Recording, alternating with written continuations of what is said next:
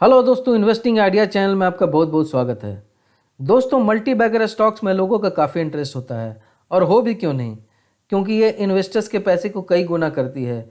इसीलिए मैंने multi bagger stocks का सीरीज स्टार्ट किया है, जिसमें मैं एक एक कर कई सारे स्टॉक्स कवर करूंगा। इसी सीरीज में मैंने एफल इंडिया और इंडिया मार्ट स्टॉक को पहले कवर किया है। अगर आपने वो वीडियो नहीं देखा है तो वीडियो का लिंक मैं आपको इस वीडियो के लास्ट में दे दूंगा, आप जाकर देख सकते हैं। तो आज मैं जो स्टॉक कवर करने वाला हूं वो है बिरला सॉफ्ट। ये भी एक मल्टी बैगर स्टॉक है जिसने इन्वेस्टर्स को कई गुना रिटर्न दिया है। पर वीडियो शुरू करने के पहले मैं चाहता हूं कि अगर आप मेरे चैनल पर नए हैं और अभी तक आपने मेरे चैनल को सब्सक्राइब नहीं किया है तो पहले चैनल को सब्सक्राइब कर लें और बेल आइकन को प्रेस कर लें, ताकि मैं जो भी वीडियो बनाऊं वो आप तक पहुंच सके। मैं ऐसे कई सारे इन्फॉर्मेशन लेकर आपके पास आता रहूँगा। तो चलिए वीडियो शुरू करते हैं। दोस्तों, बिरला सॉफ्ट एक digital and IT service company है। कंपनी अपने क्लाइंट्स को सॉफ्टवेयर डेवलपमेंट और आईटी कंसल्टिंग सर्विस प्रोवाइड करती है। डिजिटल सर्विस के एरियाज में ये data analytics, automation, cloud and blockchain type की सर्विस प्रोवाइड करती है। चलिए अब कंपनी के price, valuation and financial parameters पर एक नज़र डालते हैं, जिससे हमें कंपनी के बारे में पता चलेगी और हमें इन्वेस्टमेंट रिलेटेड डिसीजन लेने में मदद मिलेगी।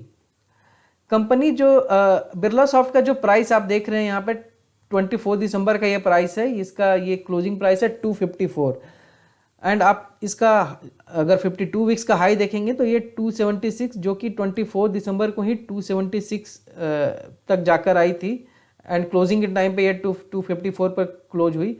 एंड 52 वीक का जो लो आप देख रहे हैं ये है 46.70, 52 वीक का लो है। वॉल्यूम भी काफ़ी अच्छा ट्रेड हुआ है, अराउंड 38.27 लाख का वॉल्यूम उस दिन ट्रेड हुआ है बिरला सॉफ्ट का।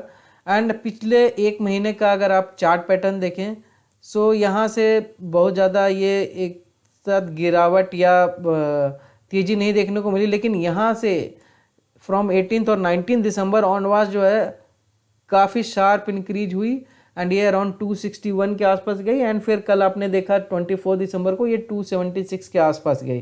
तो पिछले एक महीने से जो इसका चल रहा है पैटर्न 180 से ये पहुंची 276 पे, तो पिछले एक महीने में अराउंड 80 रुपीज़ का इसने मार्जिन कवर किया है।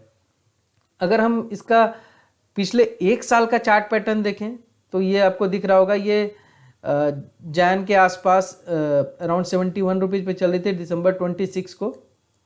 एंड ये देखिए ये इसका ग्रोथ ट्रैजेक्टरी यहाँ पे थोड़ा नीचे आई, जब ये पैंडेमिक आया था वहाँ पर नीचे आई है एंड फिर वहाँ से जो इसका ग्रोथ ही दिख रहा है, ये ग्रोथ चल रहा है, ये ग्रोथ चल रहा है, ये ग्रोथ यहाँ से थोड़ा नीचे आई एंड फिर ये अचानक से ये शूटअप हुई।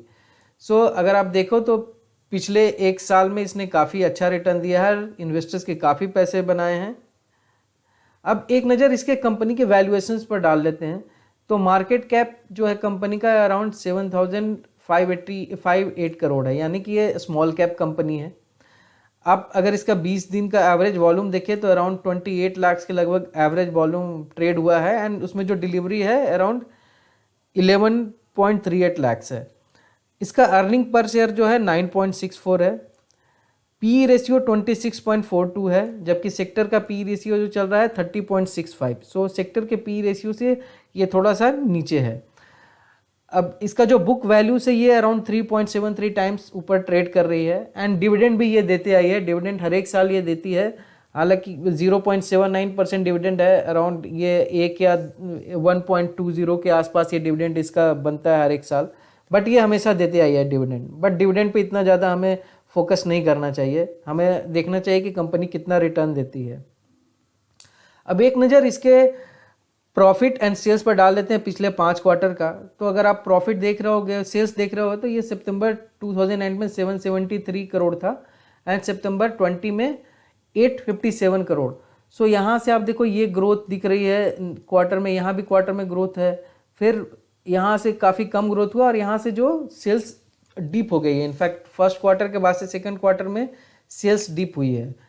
अगर मैं इसका प्रॉफिट देखूं तो प्रॉफिट हालांकि अच्छा इसने किया है, 40 करोड़ जो लास्ट ईयर प्रॉफिट थी सितंबर 2019 में, ये 69 करोड़ तक पहुंच गई, यानी एब्सोल्यूट टर्म में अराउंड 30 करोड़ का प्रॉफिट, यानी 72% का प्रॉफिट ये ईयर ऑन ईयर ग्रोथ बता रही है। अगर मैं पिछले क्वार्टर से भी देखूं, हालांकि सेल्स इसका डिप हुआ है, लेकिन जो प्रॉफिट है ये इसका इंक्रीज हुआ है अराउंड 20% के लगभग, आप बोल सकते हो 56 से 69 करोड़। तो क्वार्टर टू क्वार्टर प्रॉफिट जो है इसने बना कर दिया है, अपने कंपनी को अच्छा ग्रोथ हुआ है प्रॉफिट के हिसाब से। अब एक नज़र डाल लेते हैं पिछले कुछ 10 दिन का जो डिलीवरी पैटर्न, इसका क्या डिलीवरी है। सो आप देख रहे हैं कि ये डिलीवरी 61% डिलीवरी, काफ़ी अच्छी डिलीवरी है। 65%, तो क्या होता है कि जैसे जैसे प्राइस अगर अपवर्ड मूवमेंट होता है तो डिलीवरी परसेंटेज में थोड़ा सा डिप होता है। जैसे आप देखो यहाँ पे ये 65.1% है, लेकिन ये प्राइस इसका मूव हुआ 1.4%, तो डिलीवरी भी डिप हो गई। सो ऐसा ऐसा ट्रेंड देखने को मिल रहा है आगे भी। यहाँ भी देखो ये आप देखो तो यहाँ पे जो डिलीवरी, यहाँ प्राइस चेंज हुई है -2.7%, बट जो डिलीवरी है वो बढ़ी है। तो क्या है कि अगर प्राइस नीचे गिरती है तो डिलीवरी बढ़ती है, बट अगर मैं 10 दिन का एवरेज डिलीवरी अगर देखूँ, एवरेज डिलीवरी जो 10 दिन का आ रहा है वो अराउंड 45 to 46% आ रहा है, और इसे अच्छा हेल्दी माना जाता है इतने 45 and 46% डिलीवरी को। अब एक नज़र डालते हैं कि एक साल में इसने इन्वेस्टर को कितने पैसे बना कर दिए हैं। सो आप देख रहे होंगे सब आपको ग्रीन में दिख रहा है। ये पिछले 10 साल का आपको चार्ट 10 साल का दिख रहा है प्राइस पैटर्न इसका। सो 10 साल में इसने इन्वेस्टर को अराउंड 280% ग्रोथ दिया है। अगर 5 साल की बात करें तो 51% ग्रोथ दिया है। अगर 3 साल की बात करें तो 47% ग्रोथ दिया है। बट पिछले एक साल की बात करें तो ये देखिए कितना मैसिव ग्रोथ दिया है। यहाँ से ये मल्टी बैगर स्टॉक के कैटेगरी में आया है, जब ये पिछले एक साल में अराउंड 260% का ग्रोथ दिया है। पिछले 6 महीने का भी आप देखें तो 167%, 3 महीने में भी 71%, एक महीने में 61%, एंड पिछले एक वीक में अराउंड 26% का इसने ग्रोथ दिया है। तो ये ग्रोथ काफ़ी अच्छा देते आ रही है पिछले 5 साल में। आप देख लीजिए आपको स्क्रीन पर दिख रहा होगा, सब इसका ग्रीन में ही दिख रहा है, कहीं भी निगेटिव नहीं दिख रहा है। तो अच्छा है, ये इन्वेस्टर्स को पैसे बना के देते आ रही है। अब एक नज़र इसके होल्डिंग पैटर्न्स पर डाल लेते हैं। तो होल्डिंग पैटर्न्स पे आप देखोगे ये शेयर होल्डिंग पैटर्न है। हालांकि शेयर होल्डिंग पैटर्न जो प्रमोटर ने थोड़ा सा इसमें मार्जिनली जो है वो डिक्रीज किया है प्रीवियस क्वार्टर से, ज़्यादा नहीं डिक्रीज हुआ है। 40.77 से ये आप देखिए 40.74 हुआ है।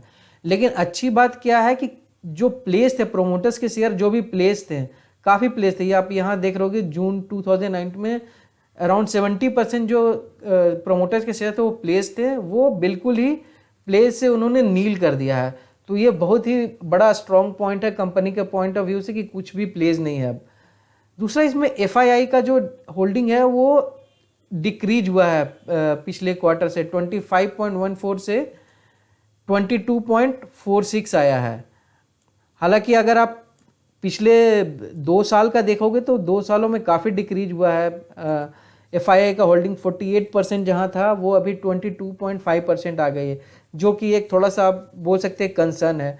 हालांकि अगर आप देखोगे इसमें म्यूचुअल फंड का जो होल्डिंग्स है उसने काफ़ी इंक्रीज हुआ है पिछले 2 सालों में। आप देखो 6.1% से ये 9% तक आया है, एंड क्वार्टर टू क्वार्टर में भी आप देखोगे 6.6% से 9% हुआ है इसका MF का जो होल्डिंग है वो इंक्रीज हुआ। तो अच्छा खासा होल्डिंग इंक्रीज दिख रहा है म्यूचुअल फंड का। एंड आप देखोगे तो स्कीम्स भी, म्यूचुअल फंड स्कीम्स भी पहले 6 थे, अभी 12 स्कीम्स जो हैं इसमें इन्वेस्टमेंट किए हैं। अगर आप इंस्टीट्यूशनल इन्वेस्टर्स की भी बात करो तो उसने भी अपना जो है इसमें होल्डिंग जो है इंक्रीज किया है 33.83 से 34.1%। सो जहां प्रमोटर्स की होल्डिंग बहुत ही मार्जिनली डीप हुई है, MF की होल्डिंग बढ़ी है, इंस्टीट्यूशनल इन्वेस्टर्स की होल्डिंग बढ़ी है, FII थोड़ा डीप हुआ है। प्लस अच्छी बात है कि इसमें प्लेज कुछ भी नहीं है। अब थोड़ा इनके पीयर से कंपैरिजन कर लेते हैं। हालांकि आप देख रहे होगे यहाँ पे जो भी ये सब अपने मार्केट की हैवी वेट है company, TCS, Infosys, SCL technology, Wipro, tech Mahindra. So उसके इन लोगों के कंपैरिजन में ये कहाँ स्टैंड करती है। सो अगर मैं मार्केट कैप के हिसाब से देखूं तो बिरला सॉफ्ट का जो मार्केट कैप है 7057 करोड़, इन लोगों से कई गुना छोटी कंपनी है। बट रैंक के हिसाब से देखिए तो IT में जो भी अराउंड 109 कंपनीज है उसमें ये इसका रैंक है 12। अगर पी के रेशियो के हिसाब से देखें तो पी रेशियो के हिसाब से इसका रैंकिंग है अराउंड 16 पे ये रैंक कर रही है अपनी इंडस्ट्री में, एंड इसका पी रेशियो 26.4% है। ये पिछले एक साल का पी रेशियो है। अगर इसका पी रेशियो देखें तो HCL से बेहतर है, विप्रो से भी अच्छा है, टेक महिंद्रा से अच्छा है, केवल एक टाटा कंसल्टेंसी एंड इन्फोसिस से ये डिप है, इसका जो पी रेशियो है वो कम है। अगर मैं प्राइस टू बुक रेशियो की बात करूं तो प्राइस टू बुक रेशियो में भी ये अपने इंडस्ट्री में इसका जो रैंक आ रहा है वो 18 रैंक आ रहा है। अब प्राइस टू बुक रेशियो में आप देखेंगे तो ये टेक महिंद्रा से ऊपर है, विप्रो से थोड़ा सा नीचे है, और इसमें जो price to book ratio TCS का काफ़ी ज़्यादा है 12.9%, इन्फोसिस का 8। अब एक नज़र 5 साल के जो इनका जो चेंज हुआ है 5 साल में इसने क्या रिटर्न दिया है उस नज़रिए से भी देख लेते हैं। तो 5 साल में आप देखोगे तो TCS ने 139% आपको ग्रोथ दिया है, जबकि बिरला सॉफ्ट ने अराउंड 52% का ग्रोथ दिया है। सो इन सभी 6 कंपनियों में देखेंगे तो 5 साल में इसने जो ग्रोथ दिया है वो रिलेटिवली काफ़ी कम है। HCL ने भी 113%, तो जितने जो हैवी वेट है उसके मुकाबले इसने 5 साल में कम ग्रोथ दिया है। अब ये अपने इंडस्ट्री में 20th पे दिखा रही है, अपने सेक्टर में अराउंड 20th रैंक पे। बट जब इसका एक साल का हम चेंज देखते हैं, एक साल में देखिए इसने अपने जितने भी पीयर ग्रुप की कंपनी सबको मात किया है, एंड ये रैंक इसका 6 आ रहा है। अगर प्रॉफिट के हिसाब से देखें पिछले एक साल का 263% का इसने रिटर्न दिया इन्वेस्टर्स को। बाकी सब ने देखिए ये डबल डिजिट में ही है, ये भी डबल डिजिट में, ऑल जो है हैवी वेट सब डबल डिजिट में ही है। सो इसलिए ये मल्टी बैगर स्टॉक की कैटेगरी में आई है पिछले एक साल में, क्योंकि इन्वेस्टर्स को इसने इतने गुने पैसे बना कर दिए हैं। अब थोड़ा इसका स्ट्रेंथ देख लेते हैं कि इस कंपनी का स्ट्रेंथ क्या। बिकॉज अगर हमें कंपनी में इन्वेस्ट करना है, नहीं करना डिसीजन, तो हमें कंपनी के स्ट्रेंथ एंड वीकनेस के बारे में मालूम होनी चाहिए। सो कंपनी का अगर मैं स्ट्रेंथ देखूं तो कंपनी का स्ट्रेंथ ये दिख रहा है आपको कि इसका जो नेट कैश फ्लो है वो पिछले कुछ क्वार्टर से इसमें ग्रोथ दिख रहा है, एंड जो इसने कैश अच्छा खासा जनरेट किया अपने ऑपरेटिंग एक्टिविटी के थ्रू, प्लस इसने जो कैपिटल को अपना जो इफेक्टिवली यूज किया है, जो इसने प्रॉफिट दिया है अच्छा खासा, आप देखोगे तो ये पिछले 2 सालों में ROC जो इसका रेशियो है वो इम्प्रूव हुआ है। थर्ड कि ग्रोथ इनके नेट प्रॉफिट में हमने देखा भी, जहां हम सेल्स एंड प्रॉफिट का हम देख रहे थे चार्ट पिछले 5 क्वार्टर में, तो QOQ वहाँ भी हमने दिखाया आपको ग्रोथ कि 40 करोड़ से ये 69 करोड़ गई ये साल। सो आप अगर देखोगे तो कंपनी जो एनुअल रेवेन्यू ग्रोथ है वो पिछले 3 साल का जो ग्रोथ CAGR ग्रोथ है -0.07%, उसको इसने आउट परफॉर्म करके अभी जो इसका ग्रोथ दिख रही है वो अराउंड 30% के आसपास दिख रही है। अगला जो स्ट्रॉन्ग पॉइंट है, कंपनी डेट फ्री कंपनी है, कोई भी प्लेज नहीं है, कंपनी के पास कोई भी डेट नहीं है। इनफैक्ट कंपनी जो है पहली बार जो है पिछले 5 सालों में डेट फ्री हुई है। उसके पहले आप दिखाया था जून 2019 तक इसमें अराउंड 69% का डेट दिख रहा था, बट ये जो है पिछले 5 साल में पहली बार ऐसा हुआ ये साल की कंप्लीटली डेट फ्री हुई है। और मैंने आपको बताया भी कंपनी का जो प्रमोटर का प्लेज है वो भी बिल्कुल नील हो गया है। रिसेंटली FII ने इसमें अपना थोड़ा सा जो होल्डिंग है थोड़ा इंक्रीज किया है, तो ये एक थोड़ा सा स्ट्रॉन्ग पॉइंट नज़र आ रही है कंपनी। बट एक सबसे बड़ा जो स्ट्रॉन्ग पॉइंट नज़र आ रही है कंपनी के बारे में कि आप देखोगे ये निफ्टी मिड कैप जो 100 है, निफ्टी मिड कैप ने आप देखोगे तो पिछले 3 साल में माइनस में इन्होंने रिटर्न दिया -1.89, बट इसने जो रिटर्न दिया है पिछले 3 साल में आप देखोगे तो 47% का रिटर्न दिया है। तो ये एक बहुत बड़ा पॉजिटिव पॉइंट है कंपनी के लिए। अब थोड़ा वीकनेस पे भी नज़र डाल लेते हैं, कंपनी का वीकनेस क्या है। वीकनेस बहुत ज़्यादा दिख नहीं रही है। एक तो कि प्रमोटर ने अपना शेयर होल्डिंग डिक्रीज किया है, जो कि हमने दिखाया बहुत ही मार्जिनल डिक्रीज दिख रहा है।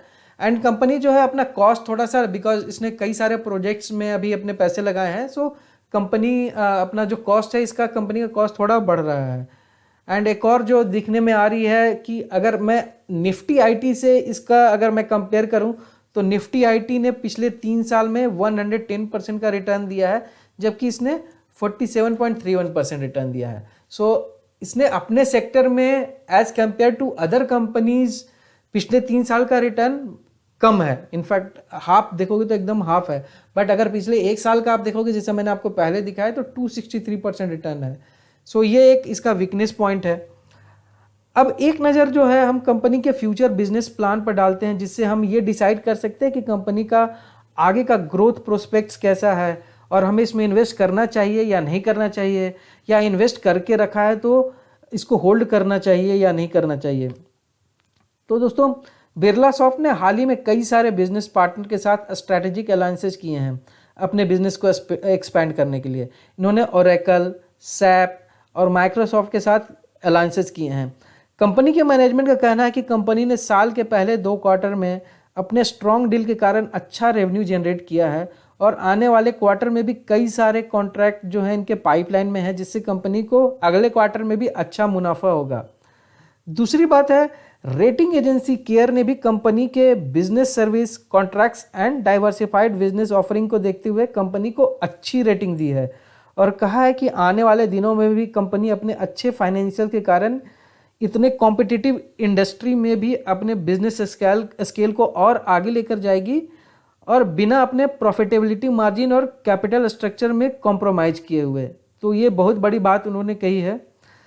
तो ये कई सारे पॉजिटिव पॉइंट्स हैं जिससे लगता है कि आने वाले दिनों में भी कंपनी अपने इन्वेस्टर्स को पैसे बना कर देगी। एटलीस्ट अगले 4-5 महीने तक तो हम बोल ही सकते हैं। आगे का फिर हम देखेंगे कि कंपनी कैसा करती है।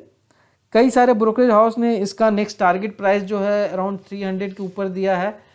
तो जिन्होंने इस स्टॉक को होल्ड करके रखा है उन्हें अभी बेचने की जल्दी नहीं होनी चाहिए, ऐसा मुझे लगता है। अभी 3-4 महीने और होल्ड करके चाहे तो रख सकते हैं और उसके बाद अपना डिसीजन लें। फ्रेश एंट्री करने वाले की अगर मैं बात करूँ तो इसमें फ्रेश एंट्री कर सकते हैं, क्योंकि आने वाले 3-4 महीने में इसके प्राइस के अराउंड 25 to 30% ऊपर जाने की उम्मीद है। और अगर आप चाहे तो जब जैसे ही थोड़ी डीप होती है, बिकॉज ऐसा तो है नहीं कि मार्केट हमेशा ऊपर ही जाता रहेगा, स्टॉक का प्राइस भी हमेशा ऊपर ही जाता रहेगा। तो जहाँ भी आपको दिखता है थोड़ा सा डीप हुआ है, करेक्शन हुआ है, तो आपको इसको एक्यूमुलेट करके रखना चाहिए, क्योंकि अभी भी स्टॉक में काफ़ी अपवार्ड पोटेंशियल है।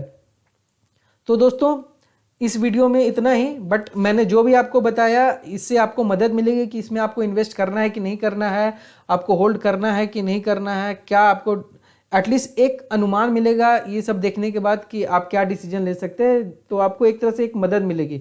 तो दोस्तों, इस वीडियो में इतना ही। उम्मीद करता हूँ कि वीडियो अच्छा लगा होगा। अगर अच्छा लगा तो एक लाइक कर दें और अपने दोस्तों और रिलेटिव्स के साथ भी शेयर करें। और अगर आपने अभी तक मेरे चैनल को सब्सक्राइब नहीं किया है तो प्लीज़ प्लीज़ प्लीज़ सब्सक्राइब कर लें। बिल्कुल फ्री है, कोई पैसा नहीं लगने वाला है। मैं आपसे फिर मिलूँगा अगले वीडियो में। तब तक के लिए गुड बाय, टेक केयर।